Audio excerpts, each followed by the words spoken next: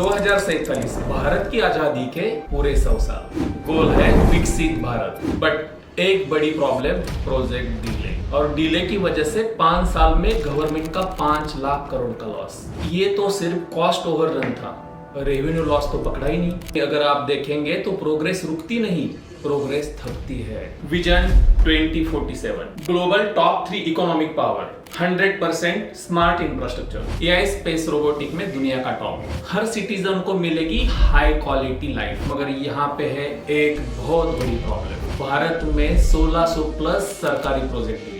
इसमें रोड है, रेलवे है, मेट्रो है। एक काम जो 100 में होना चाहिए वो 250 में हो रहा है। क्यों हो रहा है? डिले की वजह से हो रहा है। अब डिले होने की वजह क्या है? डिले होने की वजह है प्रोक्योरमेंट स्लो है, परमिशन इशू है, लैंड अप्रूवल्स डिले है, ग्राउंड ट्रैकिंग रियलिटी वीक है। अगर इस तरह सिस्टम स्लो होगी तो डेवलपमेंट भी स्लो हो जाएगी। इसके लिए सिंगल विंडो परमिशन सिस्टम होनी चाहिए, जहां पे बिल्डर एक सिंगल विंडो में परमिशन की रिक्वेस्ट करेगा। सरकारी अलग अलग डिपार्टमेंट्स उसी सिंगल विंडो से कनेक्ट रहेंगे और वहां पे ही सिंगल विंडो में परमिशन मिलेगी। परमिशंस के लिए टाइमलाइन फिक्स होनी चाहिए, एस्क्रो मैकेनिज्म होना चाहिए। इसकी वजह से मल्टीपल इन्वेस्टर्स, बैंक्स और एनबीएफसीज, जो भी बिडर है और जो कॉन्ट्रैक्टर है, उस गवर्नमेंट के प्रोजेक्ट में इन्वेस्टमेंट करने के लिए आगे आ जाएगी।